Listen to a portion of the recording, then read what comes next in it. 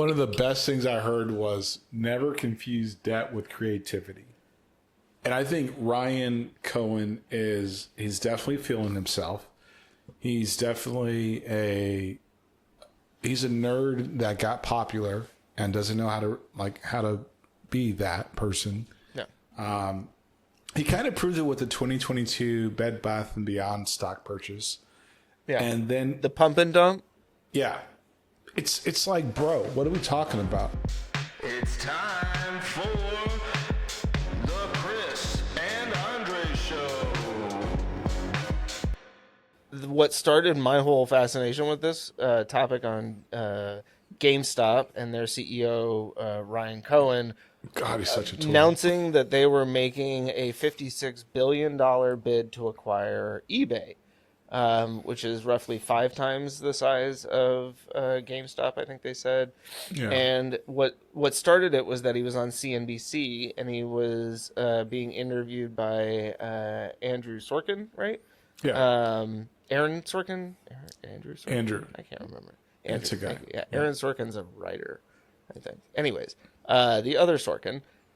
So the interview was horrible. Terrible. Because the guy basically wouldn't answer any questions. Sort of walk us through how you could get to that price and how it would work. It's on our website. It's half cash, half stock, but the details are on our website.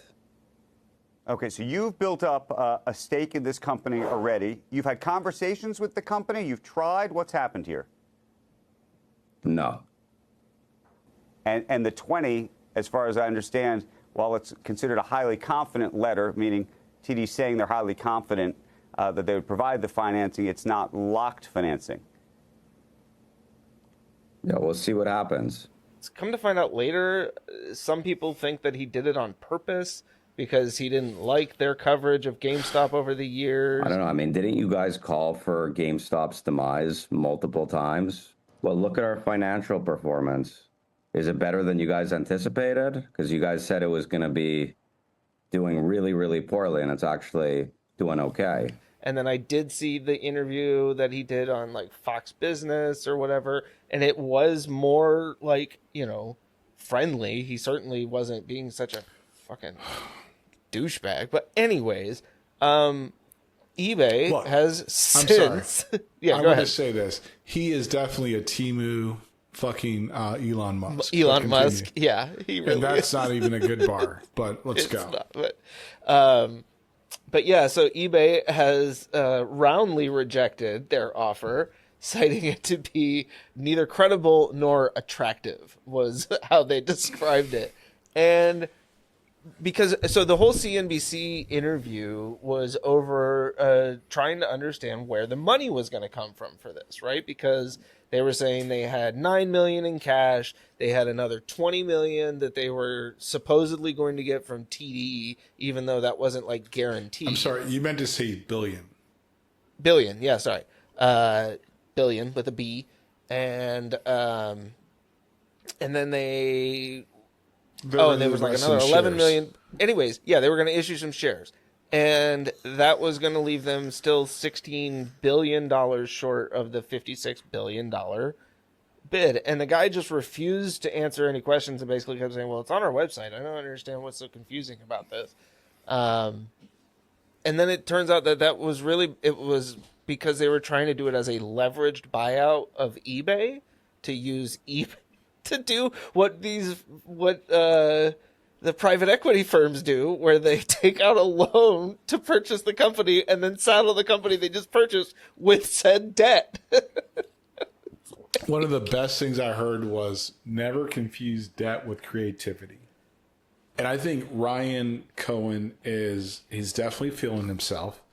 He's definitely he's a nerd that got popular and doesn't know how to be that person. No. He kind of proved it with the 2022 Bed Bath & Beyond stock purchase. Yeah. And then the pump and dump. Yeah.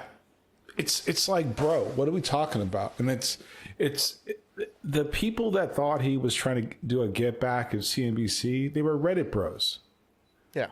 Right. And it's like, okay, look, you did a thing that nobody hates. Mm-hmm. It doesn't mean you're good at every other thing. And I think that that's where we've got to stop idolizing these billionaires and people that get some type of financial success. Yeah. And like treat them like people, man. Like on what planet does that happen? There seems to be a culture, and I don't think it's exclusive to the United States, but I think it's especially pervasive in the U.S. that if you have a lot of money, it means you must be smart and you must be really good at what you do. That's really like, you know, or that if you got your money somehow through business means, right? Which I don't even know how you would necessarily define that, but that it somehow is an indication of your worth as a person, right? You know what's funny about what you just said? Josh Johnson, I've been watching like a lot of his stand-up. He just did or I just saw a stand-up where he mentioned something like that. Really? Where it's like, yeah. And I think I remember going through a phase with two of my sons where they equated financial success to being a genius. You can only imagine how that went over with me. Yeah. I wish I could have been there for that conversation. It was so infuriating. I was like, what the fuck are you talking about? Yeah. But you're right. I think that way of thinking has just increased since 2016. Well, the whole, we talked about this on the toxic manosphere, the toxic masculinity and manosphere episode 2 years ago. And it's a lot of that, I think, or at least I should say that group seems to really put that on a pedestal, right? The more money you have, the better a person you are, the higher your value, the more everybody else wants to be like you. And that's why it's a lot of like the fake it till you make it, where I pretend to be super rich and have all this money and I'm renting Lamborghinis on, a credit card in order to take some Instagram photos. And then you can't figure out why when you show up on your Tinder date and you don't look anything like your profile picture and you're not driving your Lamborghini, that the girl's like, oh, well, everything about you is a lie. Yeah, she sees you pull up and you're like, and she just ditches. It's just, I think that this kind of ties back to the private equity thing. We have attached or associated accumulation as a metric. Mm-hmm. And one of the truest things Jeff Bezos has ever said is every company will die. My job is to prolong the life of the company, right? Yep. And I think some people feel that way, but they also tie their identity to that. And it's, I need to keep this status because once I lose the status, I'm no longer relevant. And I think Mr. Cohen, he was feeling himself after his meme stock, basically, GameStop for some reason for the last 3 to 5 years, for whatever reason, it has these crazy dips and then comes back up for some reason. People talk about it because of that one blip and the one Wall Street bets thing. Yeah, it's bro, nobody cares. Microsoft, Sony have changed your business model. Yeah. In 3 years, your company's dead because you're not going to be able to buy a game. There will be no physical games anymore. Right. They don't want you to own that shit. There's nothing we can do about that. Yeah. So there is something we can do. If we can just get indie game developers to make Madden, that would be great. I'll tell you what. I don't even need the real teams. You can do Temu version of the teams and the players. Yeah, I'm fine with it. Just give me some good game mechanics. You know? It could be like, Carl, instead of Carl Anthony Thomas, it could be like Carl Thomas something. Andrew. I don't know. Anthony Thomas Carl. Yeah, just mix up all the names. Make it work. Michael Morden. Yeah. Morden for 3. So it's an embarrassing story. I mean, the video you sent me, this guy, like, and I watched the original, like, interview, then I watched it again. I was like, yo, he really did the whole Elon, like, cosplay. Yeah, I mean, even his attitude was very Elon Musk-esque. You know, it reminded me a little bit. I'm sorry. Hold on. We said his. Did I say his name too? Fuck Elon Musk. Oh yeah, sorry. Fuck Elon Musk. I'm sorry. Shit, we just said it again. Fuck that Fuck guy. Elon. Yeah, fuck that guy.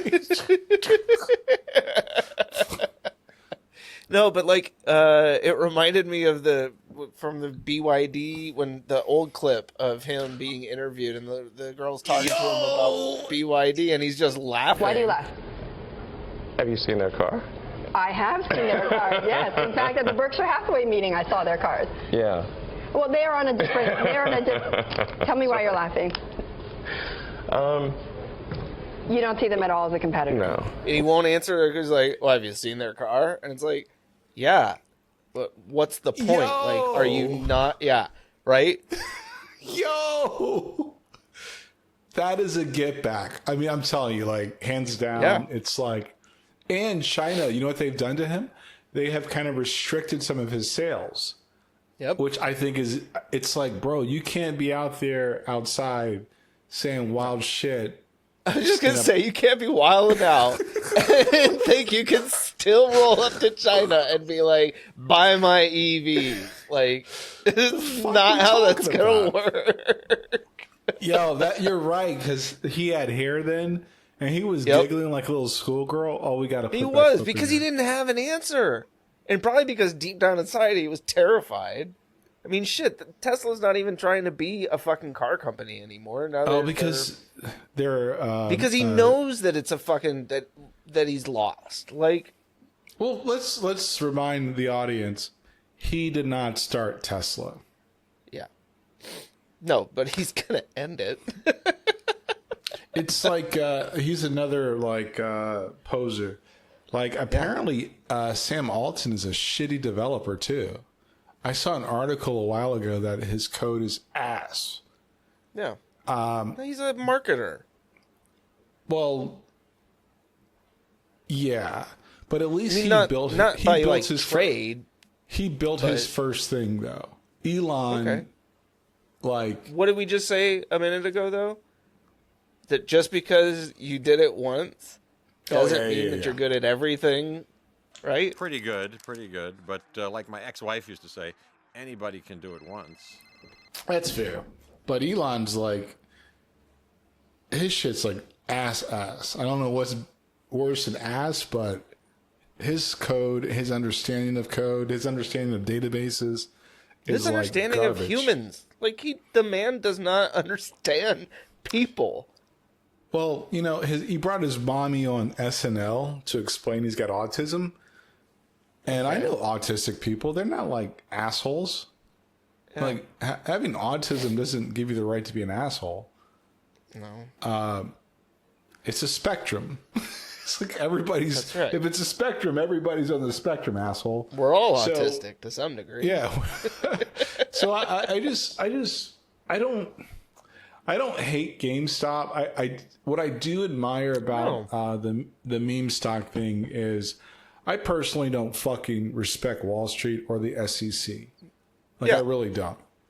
I think it underscored what a joke that all is, Yeah. which I was So- perfectly fine with. Like, And I was more rooting power for to it. I you. was like, yep. Yeah. I was on the sidelines going, go get them, boys. and when Robinhood and the SEC and all those guys came in and said, "Oh no, this is your guys are breaking the rules because you talked about it on Reddit," and it's like, what do you think happens in these major trading houses. You think that they don't talk to each other about what they're going to do? Right? Freaking kidding me? Like, but you, right? Because, and so to circle it right back to what we were talking about before, what it comes down to a lot of the times in this country is how much money do you have? If you have enough money, you can make things like that go away and get away with it. If you don't, and you're the Wall Street Bets guys, when you play the same game by the same rules, they hold you accountable. And that's part of why I think people in this country especially try to attach, or why they attach wealth to power, access, right? It's all of those things. It gives you that leg up. It gives you a shield, right? Yeah. Thanks for checking out the Chris and Andre Show. This is the part where we ask you to like and subscribe. You could also leave a comment and share this with someone you think would find useful. For more content like this, head on over to chrisandandreshow.com. Remember, stay sane, stay safe, and stay salty. We'll see you on the next one.